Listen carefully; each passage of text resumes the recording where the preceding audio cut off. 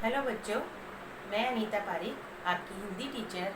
आशा करती हूँ कि आप सब स्वस्थ होंगे, सुरक्षित होंगे। बच्चों, आपको पता है आज से हम अपनी टेक्स्ट बुक से पढ़ाई कंटिन्यू करने वाले हैं। तो आज मैं सेकंड स्टैंडर्ड की हिंदी व्याकरण में से आपको पहला पार्ट पढ़ाने वाली हूँ। तो चलिए जल्दी से देखते हैं आपकी हिंदी व्याकरण की बुक कैसी दिखती है। ये है आपकी व्याकरण लतिका। चलिए अब हम इसके पहले लेसन से हमारी पढ़ाई शुरू करने वाले हैं। तो आज हमारा टॉपिक है हमारी भाषा। चलिए पढ़ते हैं हमारी भाषा को। ये है आपका पहला पाठ जिसे हम पढ़ने वाले हैं और जानने वाले हैं कि भाषा किसे कहते हैं। देखा आप लोगों ने, ये चित्र देख रहे हो आप, यहाँ पे नानी बैठी हुई है और बच्चे नानी से कुछ कह रहे हैं। बच्चे, नानी एक अच्छी सी कहानी सुनाइए ना। बच्चे क्या कह रहे हैं? नानी एक अच्छी सी कहानी सुनाइए ना। नानी क्या कह रही है? ठीक है, पहले पौधों में पानी डाल दूँ फिर कहानी। ठीक है। फिर बच्चे कहते हैं, क्या कर रहे हैं? खुश हो रहे हैं और क्या कह रहे हैं? हाँ नानी जी, हम भी आपकी मदद करते हैं। तो ये जो नानी जी और बच्चे बोल रहे हैं, वार्तालाप कर रहे हैं, मतलब एक बोल रहा है और दूसरा सुन रहा है, ये हमारी भाषा के अंतर्गत आता है। देखिए ये सब आपस में बातें कर रहे हैं, ये सब हिंदी भाषा में बात कर रहे हैं। हम अलग अलग भाषाओं में बात करते हैं। हम अपनी बात दो तरीके से कह सकते हैं, बोलकर और लिखकर। जब हम बोलते हैं तो दूसरा सुनता है, जब हम लिखकर कुछ बताते हैं तो दूसरा पढ़कर हमारी भाषा को समझता है। तो बच्चों, आपको समझ में आ गया होगा भाषा क्या है। चलो अब भाषा को हम इसकी परिभाषा के रूप में जानते हैं कि भाषा होती क्या है। भाषा वह साधन है जिसके द्वारा मनुष्य बोलकर अथवा लिखकर अपने विचारों को आदान प्रदान करता है।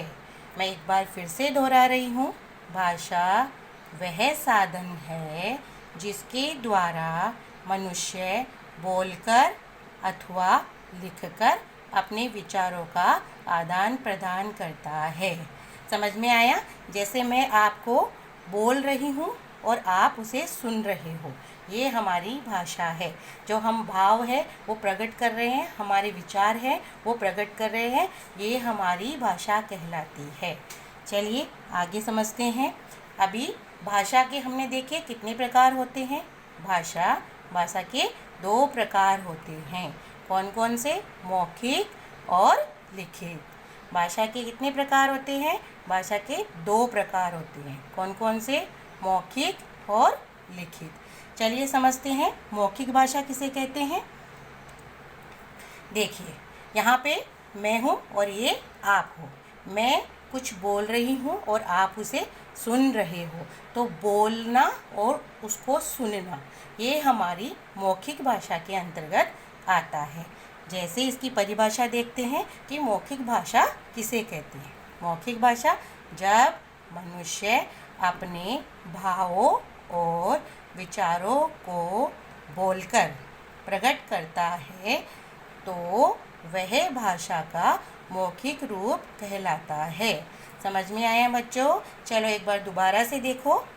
जब मनुष्य अपने भावों और विचारों को बोलकर प्रकट करता है तो वह भाषा का मौखिक रूप कहलाता है।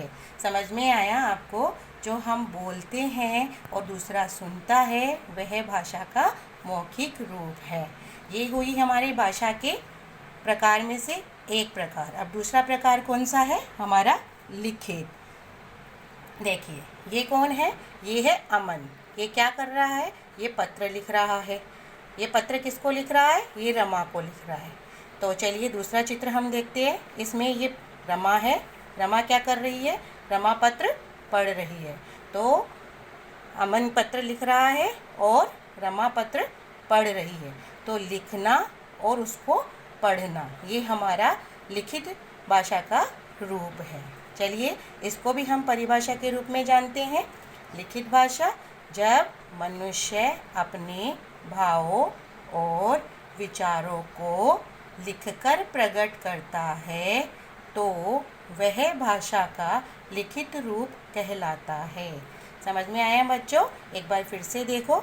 जब मनुष्य अपने भावों और विचारों को लिखकर प्रकट करता है तो वह भाषा का लिखित रूप कहलाता है। अब लिखित रूप क्यों आवश्यक है? क्योंकि जब हमारे पुराने ज़माने में जो भी महर्षि और वगैरह सब हुए हैं, उन्होंने बहुत सारे ग्रंथ लिखे और उस ज्ञान को एक जगह एकत्रित कर लिया। तो ये हमारे यजुर्वेद, अर्थवेद, सामवेद, ऋग्वेद, ये जो आज हमको पढ़ने के लिए मिल रहे हैं, इन लोगों ने उस टाइम उस ज्ञान को क्या किया है, उसको एक जगह एकत्रित कर लिया, जो आज हमारे उपयोग में आ रहा है। जैसे आपकी पाठ्य पुस्तकें, उनमें जो भी कुछ लिखा हुआ वो पहले से लिखा हुआ है और आज हम पढ़ रहे हैं, ये हमारी भाषा का लिखित रूप है। आपको समझ में आएगा कि भाषा के कितने प्रकार होते हैं? भाषा के 2 प्रकार होते हैं, मौखिक और लिखित। चलिए आप जानते हैं हमने आज क्या क्या सीखा। आज हमने क्या सीखा कि भाषा वह समर्थ साधन है जिसके द्वारा मनुष्य अपने भावों और विचारों का आदान प्रदान लिखकर या बोलकर करते हैं। आया समझ में आपको कि हम भाषा किसे कहते हैं? भाषा वह समर्थ साधन है जिसके द्वारा मनुष्य अपने भावों और विचारों का आदान प्रदान लिखकर या बोलकर करते हैं। ये हुई हमारी भाषा किसे कहते हैं। अब हमने समझा कि भाषा के कितने रूप होते हैं। तो भाषा के 2 रूप होते हैं। भाषा के कौन कौन से 2 रूप हैं? पहला है मौखिक और दूसरा है लिखित।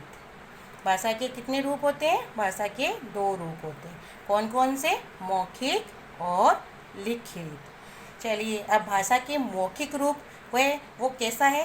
भाषा का मौखिक रूप प्राचीनतम है, सबसे पुराना है, क्योंकि सबसे पहले हम लोगों ने बोलना सीखा, लिखना नहीं। जब हम बोलने लगे और धीरे धीरे हमारे ज्ञान को सुरक्षित करने के लिए लिखने लगे, तो ये प्राचीनतम रूप हमारा मौखिक रूप है। और दूसरा है भाषा के लिखित रूप में ज्ञान को सुरक्षित रखा जा सकता है। मतलब जो भी हम बोलते हैं और उसे आगे की ओर अग्रसर करने के लिए हम उसको क्या करते हैं? लिख लेते हैं, और ये लिखित रूप है, वही हमारा भाषा का लिखित रूप कहलाता है। आया बच्चों आपको समझ में कि भाषा किसे कहते हैं, भाषा के कितने प्रकार होते हैं और वो प्रकार किस प्रकार से हमारे उपयोग में आते हैं। चलिए अब आपकी पाठ की एक्सरसाइज हम कर लेते हैं।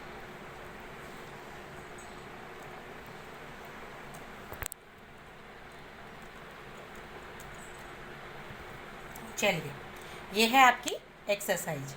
इसमें हमने ऊपर देखा सही बात पर सही का निशान लगाओ। इसमें क्या लिखा हुआ है?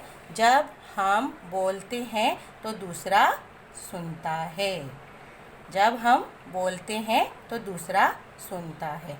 जब हम लिखते हैं तो दूसरा क्या करता है? पढ़ता है। क्या करता है? पढ़ता है। अब देखिए हम अपनी बात कहते हैं, कैसे कहते हैं? सोचकर तो कह नहीं सकते, तो हम इशारे से कहते हैं। जैसे मैंने पूछा ये क्या है, तो आप बोलेंगे हाथी, तो ये इशारे से कहना। दूसरा है नाचकर या बोलकर, तो हम नाचकर नहीं कहते हैं, हम बोलकर कहते हैं। हम हमारी भाषा को किस तरीके से बात को कहते हैं? लिखकर या खाकर? खाकर तो नहीं कहते ना, लिखकर कहते हैं।